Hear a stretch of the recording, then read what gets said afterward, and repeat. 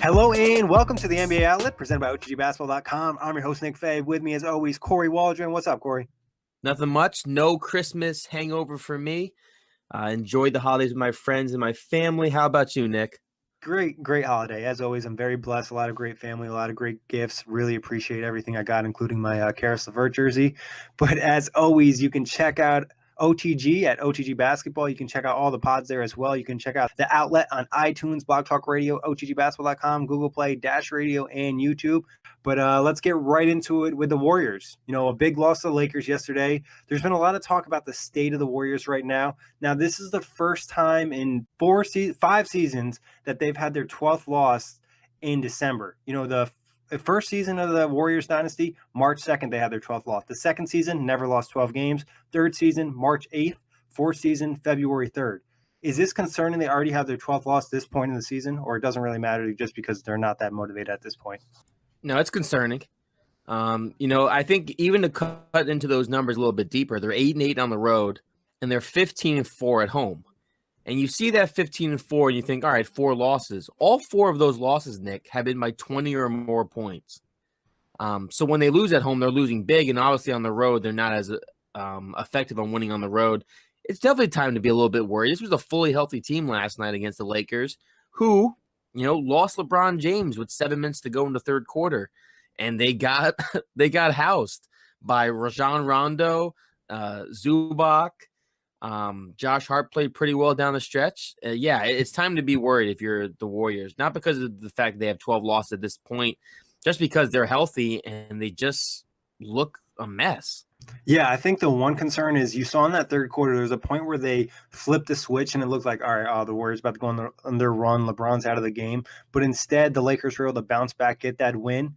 I think it is concerning when you look at certain guys not performing as well. Curry's missed time. There's all that question of chemistry with Kevin Durant and Draymond Green. If you had to say, what do you think is the biggest concern? Is it a player? Is it the mindset on the floor? What is it? There's a couple of things coming to mind. I think first off, if you're looking at a player, it's Draymond Green. He called the Lakers defense following last night's game gimmicky. It's not gimmicky. Everyone knows you can't shoot now, bro. You can't shoot. You're scared to shoot. When you take away the threat of Draymond Green offensively, it really limits the Warriors' offense. When a couple of years ago when he was hitting threes and he was playing point forward for them, it made their offense really diverse to have another guy you were scared of. No one's scared of Draymond Green anymore, and it does hurt their offense. Obviously, they should be able to bounce back because they still got Curry, Durant, and Thompson. But again, last night, you look at the stats, Klay Thompson only took 7 shots. He wasn't in foul trouble. There wasn't any issues like that. The ball wasn't finding his hands, and they weren't trying to get him going and through any sets. So I think it's between the offensive scheme, Draymond not playing well, and then simply, as you alluded to, this team just doesn't have the same juice right now. And we mentioned on the last pod, I think Cousins will help that, but they desperately need some energy. Yeah, you mentioned Draymond 3-point shooting, 22% from 3 this year. So this is the worst he's shot from 3 since his rookie season. He's averaging a career high in turnovers. And like you mentioned, he's not an offensive threat. There was a play I want to say was in the second half. I'm not sure it was the third or fourth quarter.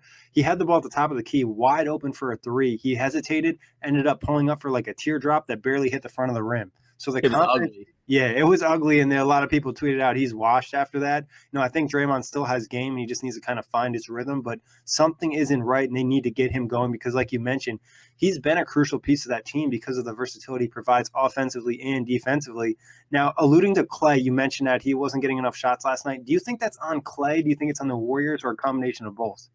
I think it's a combination on both. I think Klay should be more demanding in that kind of situation for having more touches because McKinney, who we've talked about briefly on the outlet, he had 10 shots. And I know 3 of them he got an offensive rebound. He missed 2 shots, got the offensive rebound both times, and finally made the third. So I know that kind of like skews his shooting numbers, but still, no one besides Durant and Curry should ever outshoot Klay Thompson unless he's in foul trouble. It's just he's got to be the third guy getting at least 15 shots. So I think it's a both Thompson not being demanding, and then the Warriors, and specifically Curry and Durant not getting their third guy involved. Are you concerned at all with Clay's shooting numbers? This is the first year he's shooting under 40% from three, only 33% from three. Field goal percentage isn't terrible at 44%, but the last few years he's been way higher. Yeah, I mean, I'm not really that concerned. I got to be honest that to start off the year, he was just dreadful. Then he had that huge outburst against the Bulls, and he's shown glimpses of it. I think for him, it's just all about rhythm. And obviously, those early games, they were missing Curry. I think he's just getting into a rhythm. He's got to get into a rhythm, but you're not going to get into a rhythm only taking 7 shots a game.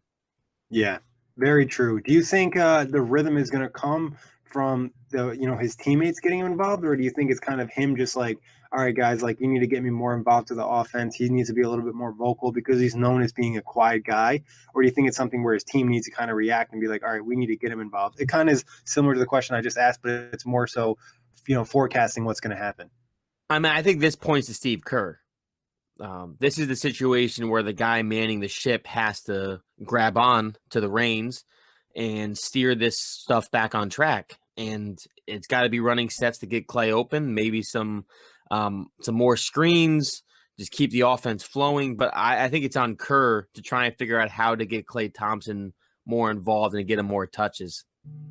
Gotcha. I think that's very fair too. I think it's a combination of the coach vocalizing that to the players. We need to get Clay involved, get him some easy baskets. I think it also comes with the whole team because you mentioned the word rhythm, and it doesn't seem like the Warriors are fully in rhythm. And when they're in rhythm, they're unstoppable. And right now, you just don't see that. Some of it is probably just being out of sync, but some of that is just they're not bringing the same energy every night. Now, we talked about Cousins bringing that back and kind of infusing this team with energy. Do you think there's a possibility where he doesn't bring energy to the team and they continue to kind of I don't even want to say they're struggling because they're still second in the West, but they're not the same Warriors that we've seen the last few years. Yeah, I mean, The Ringer put out a really funny video last night, and it was from Home Alone. It was Kevin McAllister going outside and yelling, "I'm not afraid anymore." And it was following the Warriors' loss. I mean, so far to start this year, they're not scary. And that's probably been the one thing that's shocking to me is the fact that the team with all these stars just isn't that scary. And yeah, I do think Cousins does bring energy. And like you mentioned, if he doesn't bring energy, I mean, I think this team still cakewalks into the Western Conference Finals because I still think in a 7-game series, they have enough to get at least as far as the Western Conference Finals. But if Cousins doesn't bring that juice and that doesn't bring these guys alive, I don't know if they're really a lock to make it out of the West. I mean, they're definitely still the favorite, but no question. But I would start to really question them in the 7-game series. So let's say I gave you $100 to go bet on who's going to be NBA champion in the playoffs were to start tomorrow. Who would be the team that's your favorite to win it all right now? I mean, it's still the Warriors. It's still the Warriors. I can't bail on a team that's got they're on course to be history, possibly win. With the top 5 players in the league too, like. Right. So that $100 bet's still going on the Warriors. Now, if you had to pick a second team that you think has a real shot at beating them this year, like a legitimate shot, in comparison to what we've seen the last few years, you can compare them to what we saw in the Rockets last year. We can compare them to the Cavs we saw the year before, where they got lost in 5 games, or the Cavs from the previous season where they made the comeback. Does any team have a chance to be better than those teams in a playoff series, or are they going to be as bad as the Cavs that got swept in? Oh, not swept, but beaten 5. Am I looking at the East or the West? Either or. I mean, I think the Denver Nuggets on paper have a really good shot. And, they're number 1 still in the conference. We've mentioned the boatload of injuries they have. I think when that team gets healthy, the depth on that team, kind of like how they match up with the Warriors, I think they'd be a really tough out for a Warriors team that doesn't necessarily, have it all together. I like Toronto. I'm really buying in Toronto. Obviously, we haven't seen them they've been, resting guys and kind of putting themselves out of sync a little bit over the last 10 games. But I think the way they can match up with Golden State and really frustrate them and take them out of the rhythm with all the pieces they have. Nick Nurse has so many tools on that bench where they can kind of come in, and we know Kawhi has caused them problems in the past and probably one of the only guys in the league that can actually make Kevin Durant's life difficult. So I'm really intrigued to see what will happen. Obviously, we still have plenty of season left, and the Warriors, and like you mentioned, Cousins coming back could change everything, and this conversation could seem stupid in a couple months. But any other thoughts on the Warriors before we move on, Corey?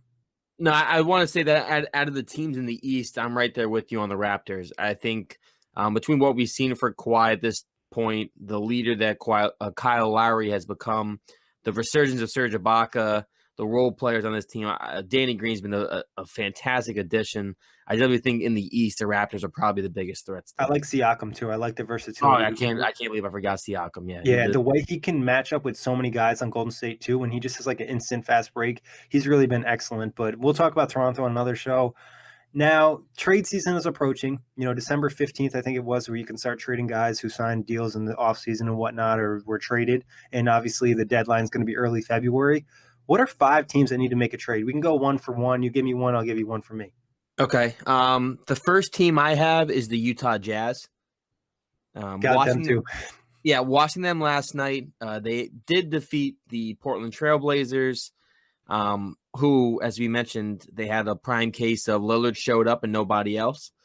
So they kind of fell apart. But I think the Jazz still, last night they got a good effort from Gobert and Ingles, and Donovan Mitchell was okay. But they really, as we've mentioned on previous shows, they just need another scorer. They need somebody who can take the pressure off Mitchell. Because if this team wants to be back in the playoffs, what they have offensively, I just don't think is enough. Exactly. I'm 100% in agreement with you. I have Utah on my list as well, and they just need to add that offensive pop. Either that scoring, that's playmaking, that's something to kind of relieve Donovan Mitchell and the rest of that team, get some more energy in there and help them take another level. Because even looking forward, I don't think they're going to be a hot spot for free agents, so they need to kind of do something on the trade market and take advantage of some of the stuff they have.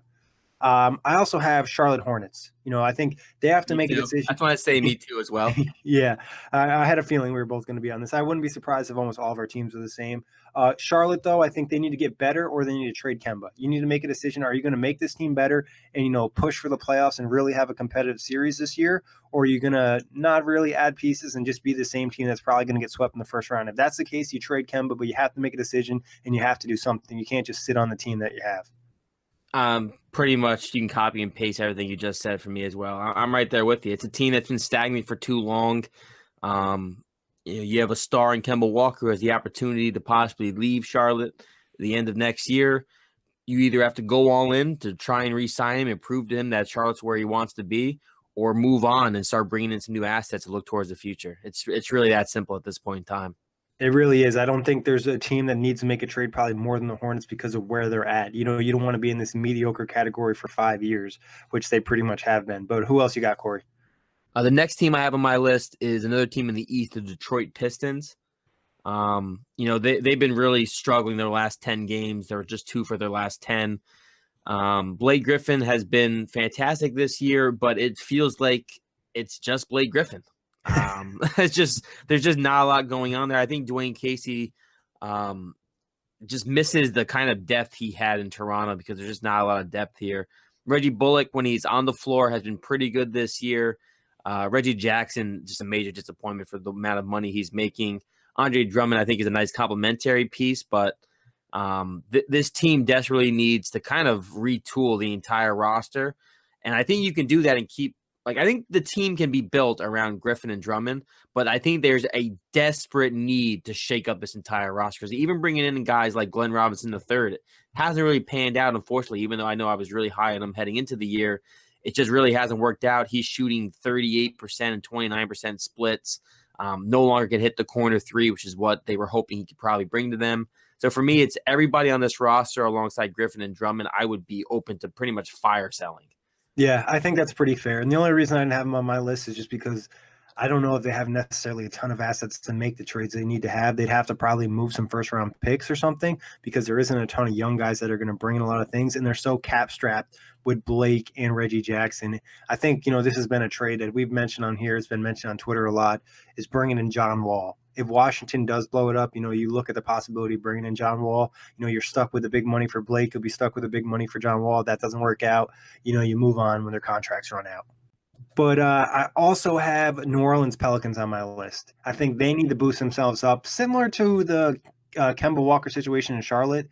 they need to make their team better for Anthony Davis. So he's interested in staying, and they're, telling him, look at you, look at us. We're trying to build a team so we can actually compete. Right now, they're out of the playoffs. They might not even make the playoffs. So they need to add some type of boost.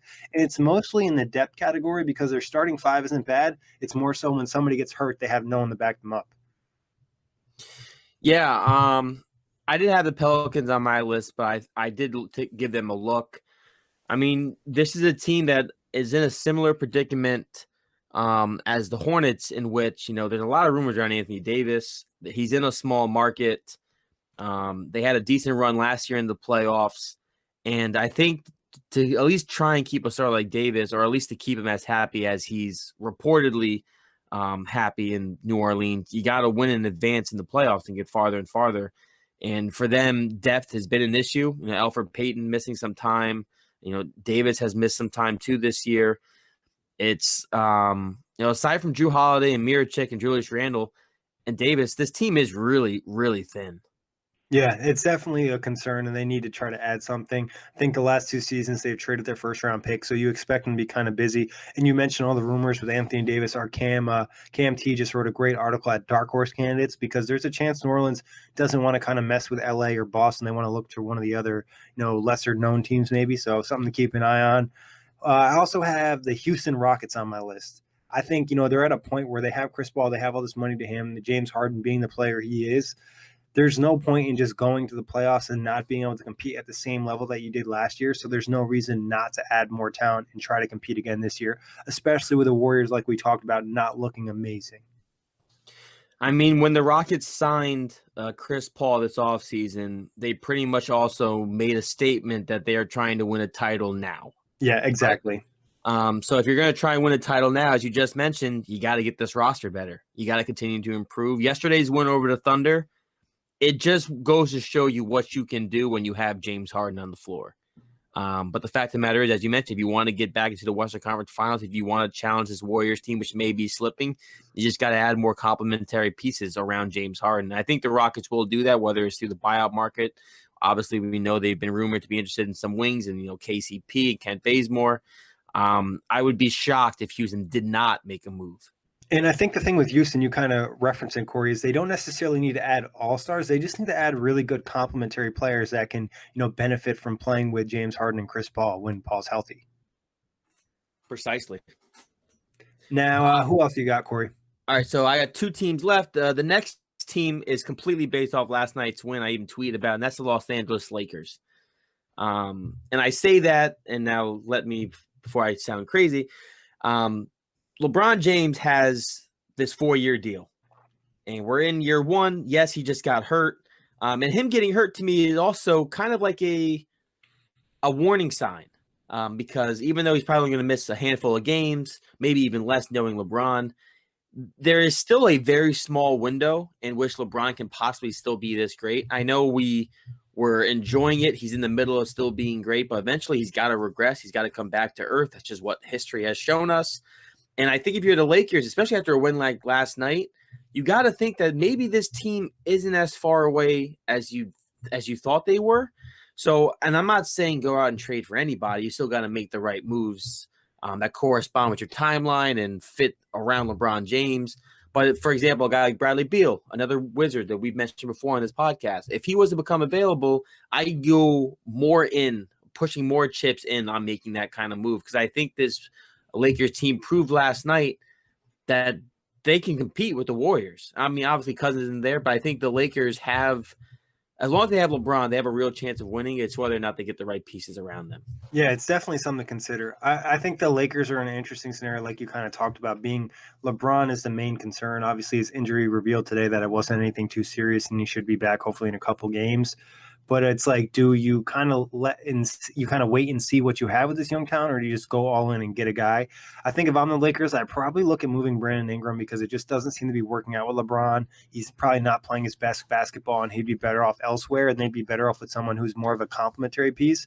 But I think the other guys you could keep around. So in the right move, in the right scenario, I think they do make a trade to boost it. But I wouldn't be completely mad at them if they sat on it for a year and were more active in the offseason, because there's so many pieces that come by, including an Anthony Davis, who could possibly kind of extend LeBron's greatness. I agree. I mean, I think realistically, you're right. The best course of action would be to let the season play out, find out who you can really keep, depend on, you want to go forward with, who really isn't a part of the plans and attack free agency. But like again, as I just mentioned, I think if you can make the right move and you're not giving up a ton, you can bring in a guy who can help you win now. Because I think the West is more wide open than any of us expected to be at this point in the season. Yeah, I mean, going to the year, I know a lot of people, us included, had Houston and Utah in the top, and right now Utah doesn't look like they can get to the top. Houston's finally starting to play well. OKC has been more impressive probably than we thought, especially with the Roberson injury. But the West is definitely open for LA to really make a big splash. Also, I have on my list, this is the complete opposite, a team that's not interested in the playoffs, but I think it's important for them to make trades is to kind of gather assets, and that's the Cleveland Cavaliers, LeBron's old team. I think it would just make a ton of sense for them to make sure they trade off those veterans, even if it's getting a ton of second-round picks. They don't have necessarily a ton of young talent on that team, so you just want to bring young guys in and see what's going on. Yeah, be active. Another team that I think like Larry Nance Jr., that's a guy you can probably keep long term, and they've got him signed up long term. But I agree, you don't have to get crazy returns back for guys you're getting rid of, like a J.R. Smith. They're not going to be a ton of return on him probably. Second round pick should do enough for you, even if it's just for a team that's looking for cap relief. And I think that's what they need to do is take on some bad contracts, and maybe if they can get in some first round picks, similar to what the Nets have done in the past. Exactly. And I wouldn't even be shocked if they look to move a guy like Jordan Clarkson. Yeah. Who's been obviously he struggled the second half of last year with the Cavs, and his shooting splits aren't crazy good this year, but he's definitely upped his value. So who knows what you can get for him? Because I know, like, for example, a team like the Suns or a team like the Magic, maybe they're willing to dish off some kind of asset, a small young guy or a draft pick because they want to take a chance on a point guard. Yeah, it's definitely something to consider. I wouldn't hesitate if I'm them to bring in second round picks. And, I don't think Clarkson really has much value to them long term, anyways. And maybe someone will take a flyer on him. What's your last team, Kory? My last team is the team near and dear to my heart, and that's the Indiana Pacers. I was going to put them on my list, but I was like, I'll let Kory handle this. Third in the East right now, 22-12, 8 of their last 10 they've won. They really seem to be putting it all together. For them to be a real contender in the East, I just think they need to add another piece. And I think it comes down to them probably having to trade either Darren Collison or Corey Joseph, and maybe even Tyreke Evans, depending on how they view him at this point in time. Because I know Pacer fans are souring on him. It feels like by the quarter at this point. It just hasn't really been working out. We were better off keeping Lance Stevenson, because at least Lance Stevenson's really entertaining to watch. This is the Tyreke Evans that I always thought he was. And last season, he fooled me. But I think the Pacers could really, just a small move, maybe even a more competent point guard, could really push this team over the edge. Yeah, I think I was looking at it and I was like, the Pacers could possibly sit and just keep the team they have and let it develop a little bit more. But they also could make a move, because it's not like they're a hot commodity come free agency-wise, being in Indiana, not a huge market. So I think bringing a piece would be easier to re-sign. We've kind of mentioned on my previous shows, but I think it would make sense if they really want to compete this year, because I don't think they're far off. One all-star, and they're really contending in the East to possibly even beat everyone, depending on who it is.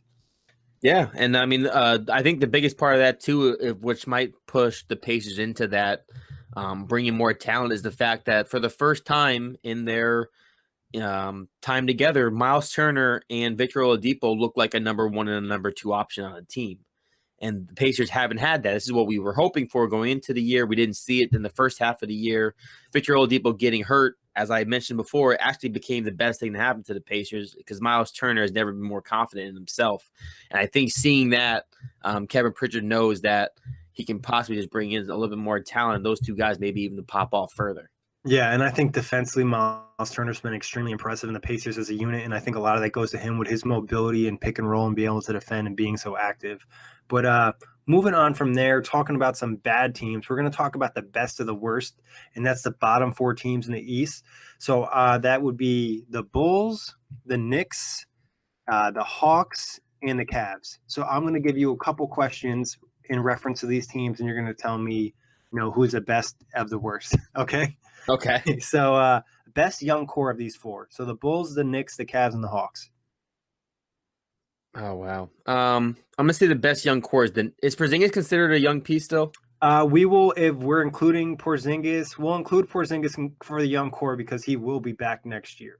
So it's Okay. not like he's dead or anything. Right. So I'm gonna say the Knicks then, based off Porzingis, and even just Kevin Knox, Alonzo Trier. I think the Knicks by far have the best core. yeah, and Damian Dotson's been pretty good too. They have a Yeah, couple guys, and Frank hasn't really been playing, but he should be able to gather them a nice asset, and they're probably going to get another high pick. and even Moutier. Moutier's still Yeah, pretty young. And he's which played is very well. extremely impressive because I definitely didn't think he would pop off in New York the way he has. Obviously, not winning comes in. I think the Knicks probably have the best young core, especially when you're including Porzingis, because out of those four teams, Porzingis has clearly the highest ceiling. I think if we're not including Porzingis, I'd probably go with the Bulls. What about you? Um, I don't know because when I think of the next core, I kind of want to lean towards the Hawks, and that's crazy because I Your don't boy even like Trae Young. I don't even like Trae Young, but I think John Collins is solid, and I really like Kevin Herter. He was a steal for them. I think Bulls have maybe the more flat. You're right. No, the Bulls are probably second between Lauri Markkanen, Wendell Carter Jr., and Chris Dunn. They can probably still screech as the second best young core, but I don't even think I would be able to physically put Levine in that category because I don't know. I don't like him. I don't think I'm a big fan. Yeah, and I mean, you could question if he's part of the young core because he's still like getting to that middle 20s. But I think with just Laurie and Wendell and then Chris Dunn, I think that gives you enough to possibly boost them up. Best player so far this season out of all four teams. Sorry, Nick. What was the question? Best player so far this season. So out of these four teams, which team has the best player, just based off of this year? So excluding Porzingis. Best player this year on these four teams. I mean, Zach LaVine was really good to start off the year. And then Larry Nance had a stretch, and Kevin Knox was good the last month. I'm going to – oh, you're a bastard. That's a tough question. That's my job. Yeah. I'm going to say – I'm going to say I'm going to say Kevin Knox, I guess. But I really wanted to say Lauri Markkanen. I would say so far this season, if we're not including defense, you go with Zach LaVine. But actually, I think a guy that you mentioned that doesn't catch enough love and is putting up some extremely, good numbers is John Collins. And he's such a good fit for the current NBA. I think Zach LaVine's probably been the best just because he's been putting up great numbers. The defense has sucked, but John Collins is a guy I would consider too. Anybody on Cleveland catching attention from you? Colin Sexton's been pretty good. Colin Especially Sexton, after they said that he couldn't play. Yeah, Colin Sexton has impressed the second half of this first quarter of the season. Pretty much right after the comments came out where a vet said he couldn't play basketball, he's pretty much been really impressive since those comments came out. Yeah, I mean, you're right, though, on the fact that John Collins deserves more credit because he missed the first 2 weeks of the season, I want to say. Yeah, and then everybody kind of forgot about him. Then he came back just like a supercharged. He's only played 16 games this year. So, right. Obviously some of that comes into it. But I like the way he fits for the new NBA and the energy he brings to the game. He's super springy. A good guy for Trae Young, especially around the rim. Yeah. I mean, honestly, I think every point guard would like playing with a player like him. Yeah. Who's been the best rookie out of these four teams? Kevin Knox. I think Kevin Knox with probably Colin Sexton second, surprisingly, and then Wendell Carter Jr. third, I would say. But Wendell Carter Jr. could possibly be second. It's kind of tough to gauge that Bulls team because they've been so all over the place. Yeah, they've been on the end of a lot of bad scores. Yeah. Yeah, this is tough. I think Kevin Knox is coming with recent play. He's been really good, but he's had stretches where he was benched and he wasn't playing, also dealt with the injury. I think I'm going to go with Colin Sexton because of just the way he bounced back, and his team is not very good. He doesn't necessarily have a ton of great players because he hasn't played much with Kevin Love. I think Colin Sexton's probably been the best rookie out of these guys, but if you finish the rest of the year, I could easily see it being Kevin Knox. I saw Kevin Knox live, and I can tell you he is silky smooth. His game, you can already tell he's going to be a very good player in the NBA. Yeah, I mean, watching the game yesterday, that was the one Nick who I just couldn't take my eyes off. He's just got the body, the build, and looks like he's already gotten way more smarter. Just like the IQ of his game seems to have already have doubled since he got into the league. And But you no, made a good point about Sexton because his shooting numbers, I didn't realize he was shooting 38% from three, and that was a real issue for him early. and if you look at his numbers, post comments, I think they're even better. Obviously, that's still taking out some of the season. Obviously, you didn't mention your guy Trey Young, but have you been impressed with him at all? I mean, I think he's a very good ball handler. And I think he's phenomenal at hitting the 35 footers. But I haven't been. I definitely haven't been blown away. I think he's just been solid from the fact that he can definitely be the guy to run your offense. I just don't know how efficient that's going to be. Yeah, I think the jump shot is when that comes, we'll have a better idea where he's at. I think the passing has been impressive. I think the biggest scare of on the Hawks is just the defense because obviously he's going to add some size, but I don't know. I'm just not 100% sold on him in that aspect. Out of the four teams, though, which of them is the closest to contending? Not for the championship, but maybe for a playoff spot. I'm going to say the Knicks. I feel like I had to give a lot of Knicks answers for this. I'm going to say the Knicks because if you add Porzingis back, I think it gives them you can make the case for Kevin Love too, I suppose. But I think the Knicks are closer. I'm taking Porzingis over Love if KP is healthy. Yeah, so I'm going with the Knicks. Yeah, I agree. I think you get none of them are going to get a player at Porzingis' level if he's 100% back, and then obviously they have the energy of MSG and kind of bring it in. They have a whole bunch of pretty good role players in that team. I think if maybe the Knicks strike out or KP isn't amazing, you look at a team like the Bulls probably because they do have a lot of young pieces that could turn into above average starters in one off season. Like we mentioned, Laurie, Wendell, and Chris. Yeah, I mean, you also you throw in a different nucleus of like vets. The Bulls, as you mentioned, they could be competing faster. Yeah, a culture change for that team would do wonders. And obviously, Zach LaVine, we mentioned he was injured and his defense isn't great. He still is able to put up a lot of points. So I think he's still a solid piece to have on that team, depending on his role. It'd be interesting to see what happens with these four teams because the rest of the East is in the playoff hunt. And these teams are the only ones that are, intentionally tanking or not trying to win games or developing young talent.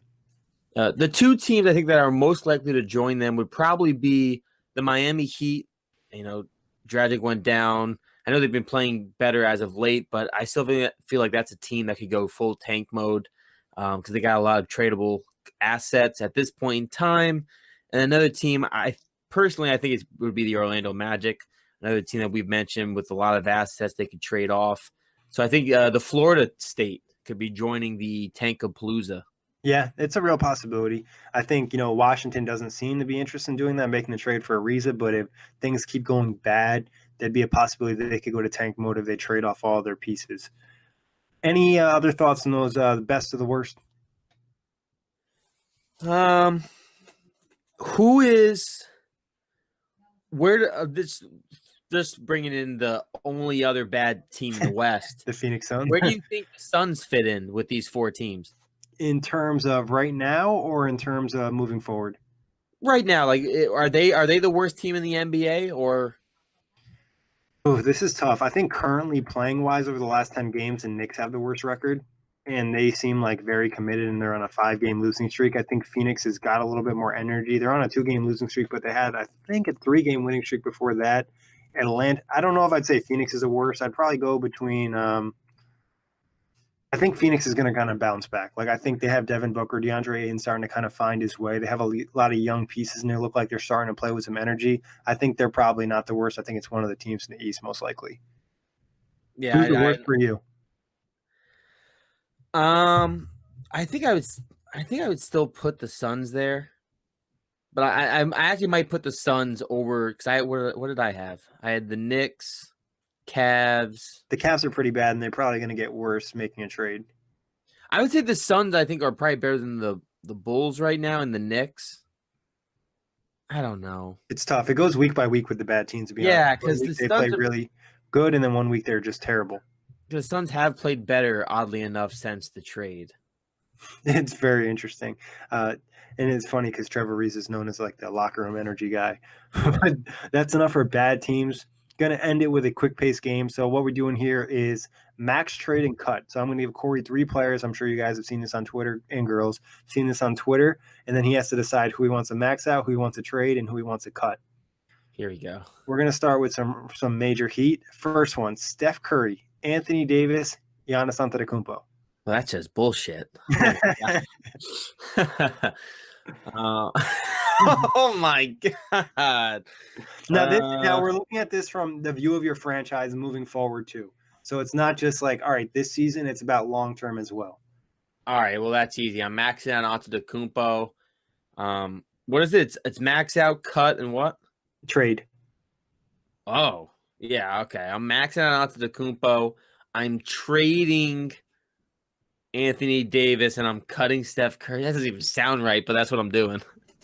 Yeah, I think I might go with the same thing here. I think you probably it's tough. You could easily swap all them around and do it the opposite way. You know what I mean? Like there's no wrong answer here because they're all so great. But I think looking at age and then Curry's ankle, and there's been somewhat of an injury concern. I think Antetokounmpo's durability has kind of made him the max guy. And depending on who you get more value for, which I think you get more value for Davis because he's younger, so you'd probably trade him and cut Steph.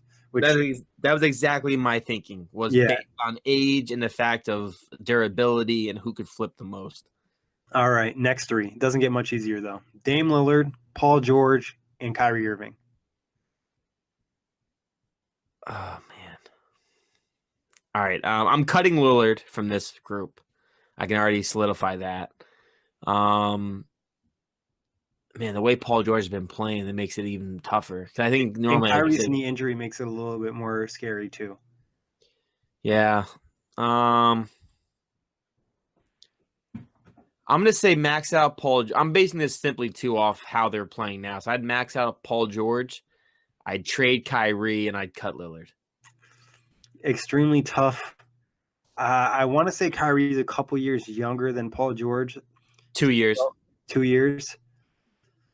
And I think I would max Kyrie because he's more about being the centerpiece, where we talked about Paul George not wanting to necessarily be the centerpiece. And I think that's a lot harder to find than you think it is. Just like, we could bring in this alpha. But I think I'd probably max Kyrie. I might trade Lillard because I think he might have more trade value than Paul George. Even as well as Paul George is playing, you remember obviously better than anyone that the Pacers – there was talk about him wanting to sign with the Lakers, but it's not like the trade offers were amazing for him, where I think you might be able to get a little bit more for Dame, especially being a point guard. But I could definitely see the way that you picked as well. But I think I'd go Kyrie, max, Lillard trade, and cut Paul George. But the Paul George and Lillard thing could flip-flop, depending on how you view alphas and betas or whatnot. Yeah, no, for sure. I think Lillard probably does have the most he probably does have the most trade value to a sense, because 2 point guards are so rare to come by, and he's never been hurt. I can't remember Lillard ever even having like a sprained ankle, really. Yeah, he's been banged up, but he's never really missed like a month of the season or anything, and that I can recall. All right, you ready for the next 3? Yes, sir. Might be a little easier. Drew Holiday, Karl Anthony Towns, and Bradley Beal. Drew Holiday's kind of old, right? He's like 29. Yeah, he might. You have his age pulled up? I'm pulling it up right now. I want to say that he's in his late 30s, though, because he's been around for a while now. 28. 28. Okay, so Towns is definitely the youngest. Beal is 27-ish or 26, I believe. So I'm going to cut Holiday, which hurts for me to say that. But I'm cutting Holiday. I'm not even a big Towns guy, but the realistic option would be to max out Towns and then trade Bradley Beal. So I think Beal has probably the most value in trade situation if you're maxing out Towns. I think you actually might be able to get more for Cat, but I'm not completely. No, that's true. You're right. I'm not completely lost on Cat, so I think I would max him though, because I think it's extremely hard to find a center that fits for the new NBA, and I think Cat with some better coaching and maybe a better, team culture could turn his body probably around a little bit more and turn his game around. So I'd probably max him out. I'd probably cut Holiday, like you said, and that's probably my mistake for making it too easy because he's older than the other two. And then Bradley Beal, I'd probably look to trade because he's such a great fit, and there'd be so much interest where you could probably leverage teams against each other. Yeah. And I think Towns, too, like even though he's not a good defending center. He's actually still a decent rim protector. Yeah, you can hide him easily if he never becomes more than what he is. I think there's still plenty of potential there, though. Yeah. All right, last four: Victor Oladipo, Blake Griffin, and Jimmy Butler.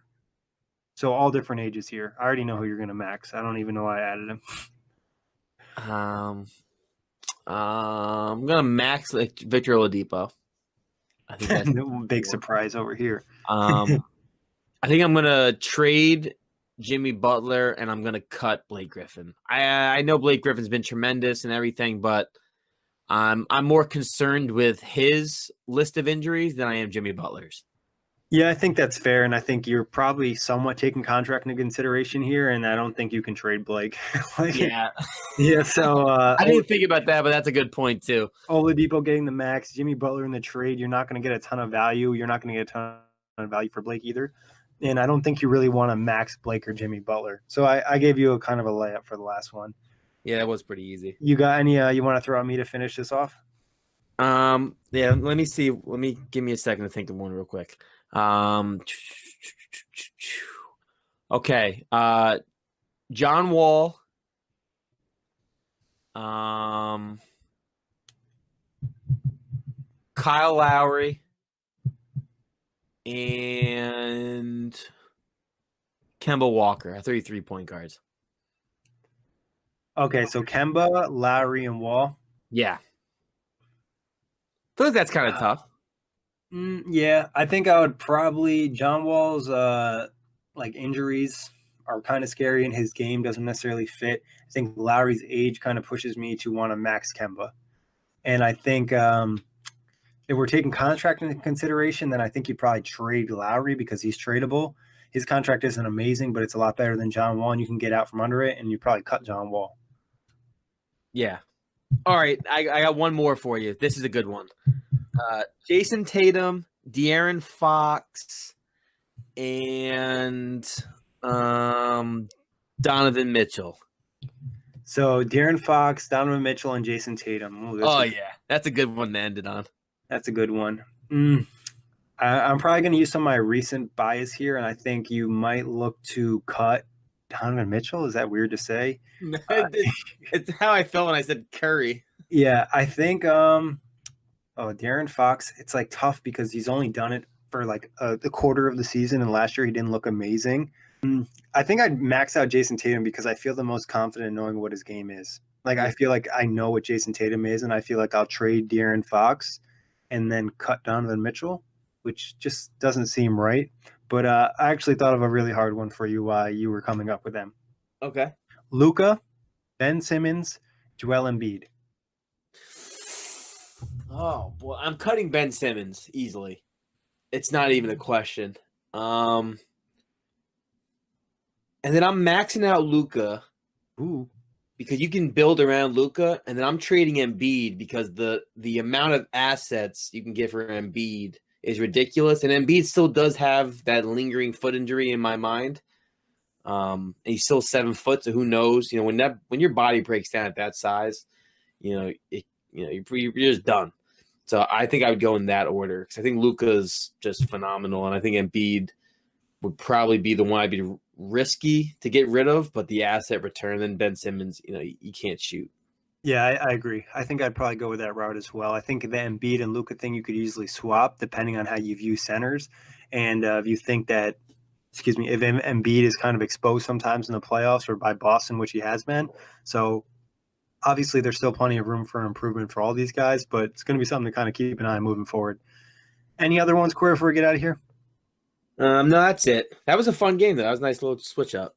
Yeah, definitely pretty difficult, and we'll try to come up with harder ones for next time. But as always, appreciate everybody listening. Happy holidays. Kory, always a pleasure. And check us out, iTunes, Block Talk Radio, OTGBasketball.com, Google Play, Dash Radio, and YouTube. Peace out, Knuckleheads.